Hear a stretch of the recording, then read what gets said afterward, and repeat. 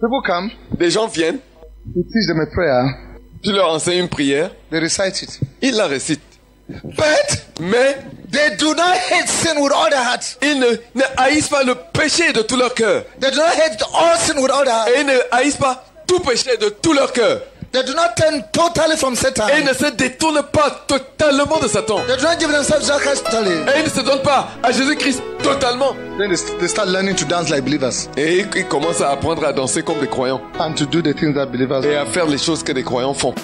He's the Lord God, our Creator. He's the Lamb of God, the High Priest. He's the soon coming Judge and King. Our Lord.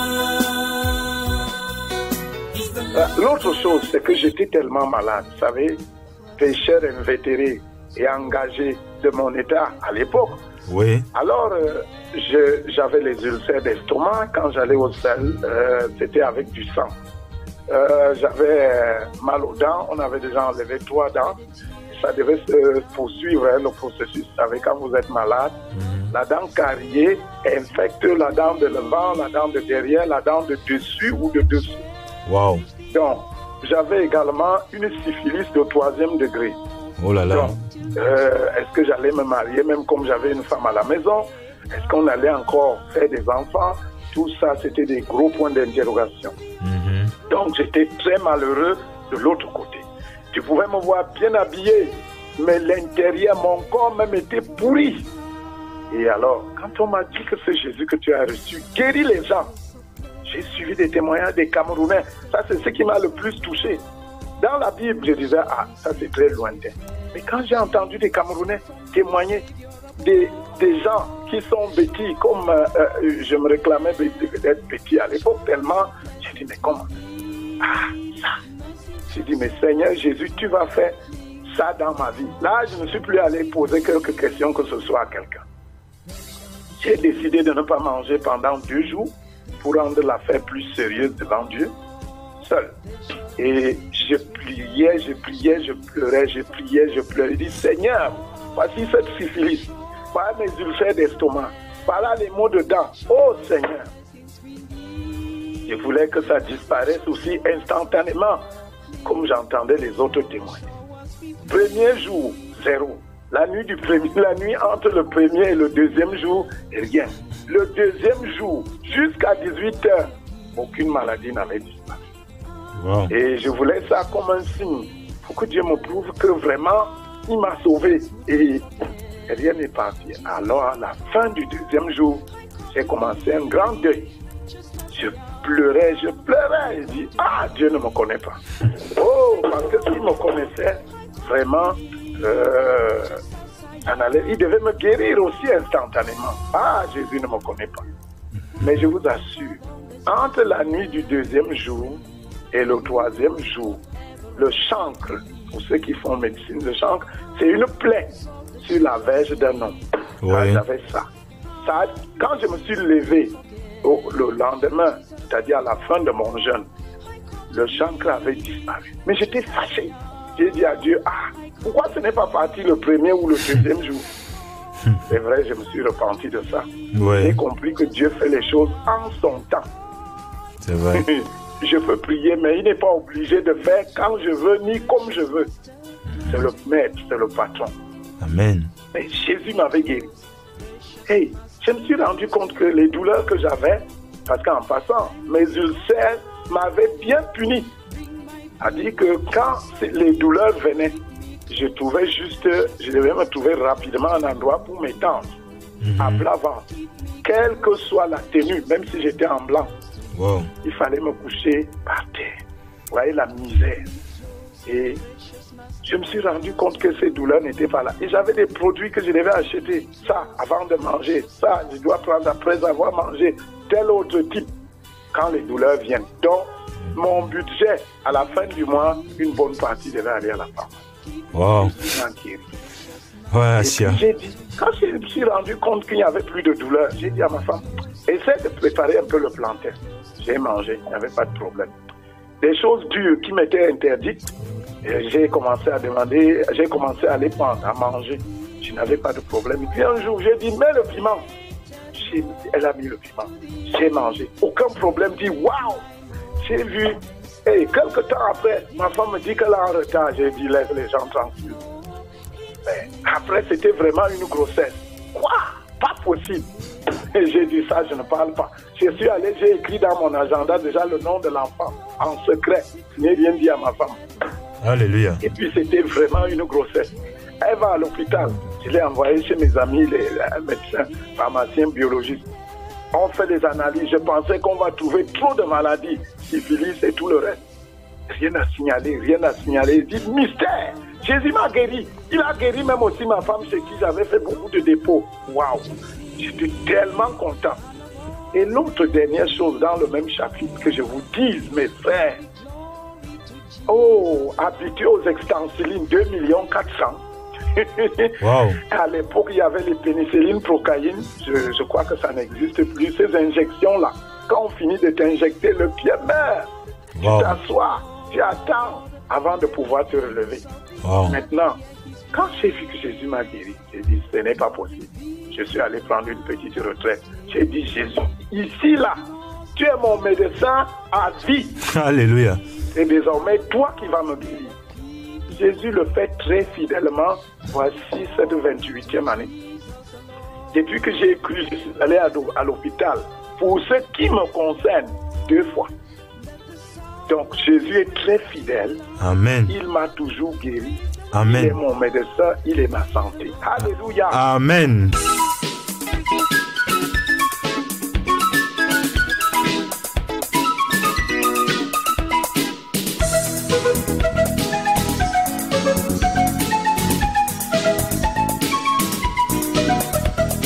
Jésus guérit, il pardonne, il délivre, il libère. Jésus guérit, il pardonne, il délivre, il libère.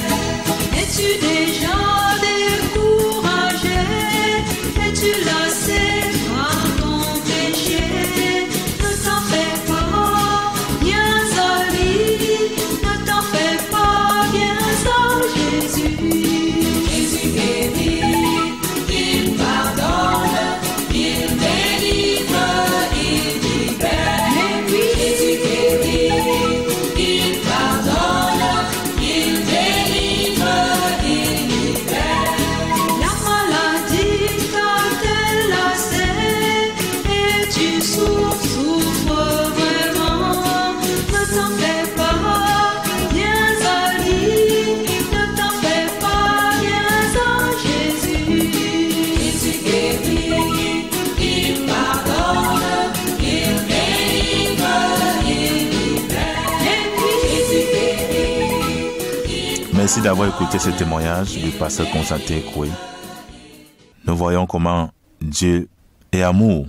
Il ne sauve pas seulement l'âme, il sauve également le corps. Quand tu pèches, tu détruis ton corps. Quand tu pèches, tu détruis non seulement ton âme, mais aussi ton corps. Quand tu pèches, tu es un destructeur. Les pécheurs sont des destructeurs. Quand tu sors de chez toi la nuit, à 19h, 20h, tu vides la poubelle devant la maison de quelqu'un. Ou bien là où les gens passent, parce que tu te dis, on ne me voit pas. Écoute, tu es en train de détruire ton âme. C'est dans ton âme que tu as versé cette poubelle. C'est dans ton âme que tu as versé cette poubelle. Quand tu insultes, c'est dans ton âme que tu as déposé cette insulte. Quand tu bois, tu t'enivres, tu tombes partout. Tu es en train de salir le temple du Saint-Esprit. Tu es en train d'ouvrir ton corps aux démons pour qu'ils viennent s'installer. Déjà même, le fait que tu vives même cette vie-là, ils sont même déjà là. Et ils sont en train de te contrôler. Si tu veux laisser cette vie, nous pouvons t'aider. Jésus veut sauver ta vie. Jésus veut te sortir de la confusion. C'est pour ça qu'il est venu dans ce monde. Il y a de cela 2000 ans. Il est venu comme sauveur. Il est toujours là comme sauveur. Jusqu'à ce que tu fermes les yeux. Il est là comme ton sauveur. Mais sa prochaine venue dans ce monde, il ne viendra pas comme sauveur. Il viendra comme juge. Il ne viendra plus comme sauveur. Il viendra cette fois-là comme juge pour venir juger ce monde. Et nul ne connaît le jour ni l'heure. Ta fin du monde peut être maintenant. Laisse Jésus prendre le contrôle. Peut-être que tu es faible et tu te dis, je n'ai pas de force. Comment ferais-je pour sortir de cette condition? Je veux bien, mais je n'ai pas de force. Je vais bien abandonner, mais je n'ai pas de force.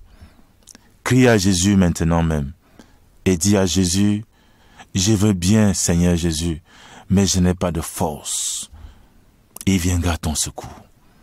Crie à lui et dis, viens, délivre-moi. Je veux bien Jésus, mais je n'ai pas de force. Commence à faire le premier pas. Et le Seigneur Jésus-Christ va t'aider.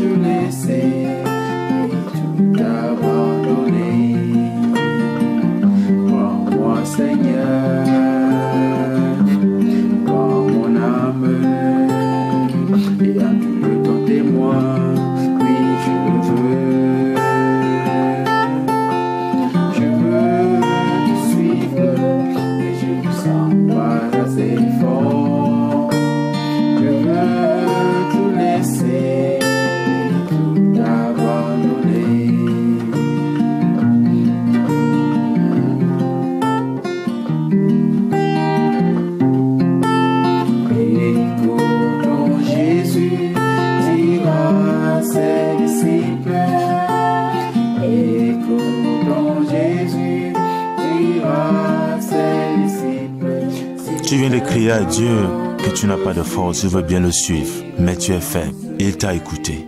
Maintenant, tu dois passer à l'acte, parce qu'il t'a donné la force maintenant de le suivre. Tu peux maintenant prier avec nous et inviter Jésus-Christ dans ta vie. Il va venir. Il va venir régner. Il va venir contrôler. Si tu es prêt, maintenant prie avec nous. Répète simplement après nous cette prière. Seigneur Jésus, merci d'avoir parlé à mon cœur. Merci Seigneur Jésus. Une fois de plus, je prie que tu me pardonnes parce que le péché a failli m'emporter. Aujourd'hui, je mets fin au péché dans ma vie. C'est toi que je veux, Seigneur. C'est toi que je veux, Seigneur. Pardonne mes péchés. Pardonne ma vie de rébellion. Pardonne ma vie du fait de prendre le nom de Dieu en vain. Chaque fois, je dis, je m'en vais adorer Dieu à l'église. Je m'en vais adorer Dieu à l'église. Mais en réalité, je prenais le nom de Dieu en vain. Parce que je n'avais jamais désiré Dieu. Ce n'est pas Dieu que je voulais. Je voulais juste calmer ma conscience. Aujourd'hui, je veux Dieu. Aujourd'hui, je ne vais plus prendre Dieu, le nom de Dieu en vain. Je ne vais plus prononcer le nom de Dieu en vain. Seigneur Jésus, je suis à toi. Viens dans mon cœur et viens t'installer dans mon cœur. Sois mon sauveur et mon Seigneur et fais de ma vie ce que tu veux. C'est au nom de Jésus-Christ que j'ai prié. Amen. Alléluia. Tu as fait cette prière, mon cher ami, le Seigneur Jésus-Christ t'a pardonné. Et comme le pasteur Constantin Koué, tu es sauvé. Commence à marcher maintenant avec le Seigneur Jésus-Christ. En lisant ta Bible, il va te parler. Il va aussi te parler pendant que tu seras en train de prier. Oui, nous avons un Dieu qui parle. Il n'est pas sourd. Il parle. Lis ta Bible, prie, cherche l'aide d'une personne que tu sais qu'elle est passée par l'expérience que tu viens de passer.